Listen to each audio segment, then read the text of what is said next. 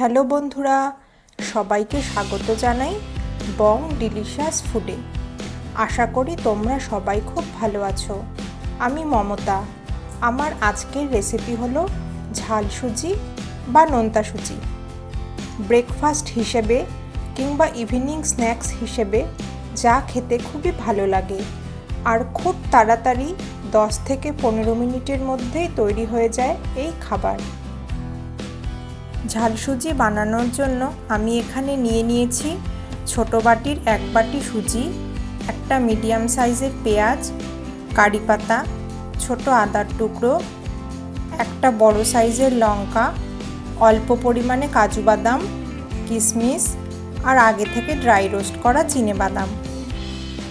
গ্যাসে fry pan বসিয়ে pan গরম হলে প্রথমে সুজি দিয়ে মিডিয়াম ফ্লেমে একটু নাড়াচাড়া করে ড্রাই রোস্ট করে নেব।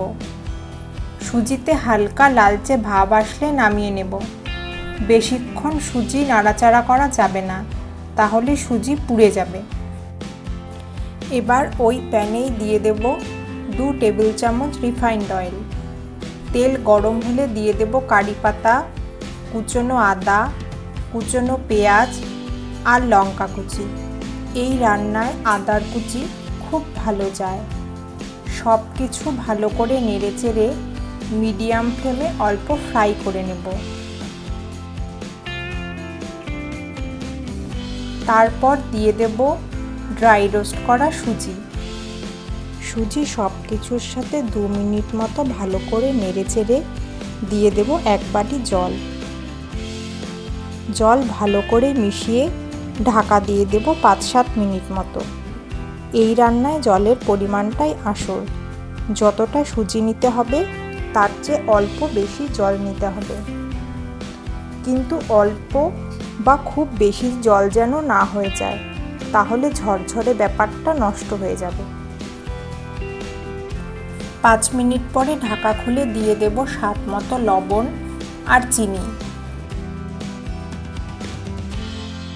লবণ আর চিনি খুব ভালো মতো মিশিয়ে নিয়ে দিয়ে দেব চিনেবাদাম, কিশমিশ আর কাজু বাদাম।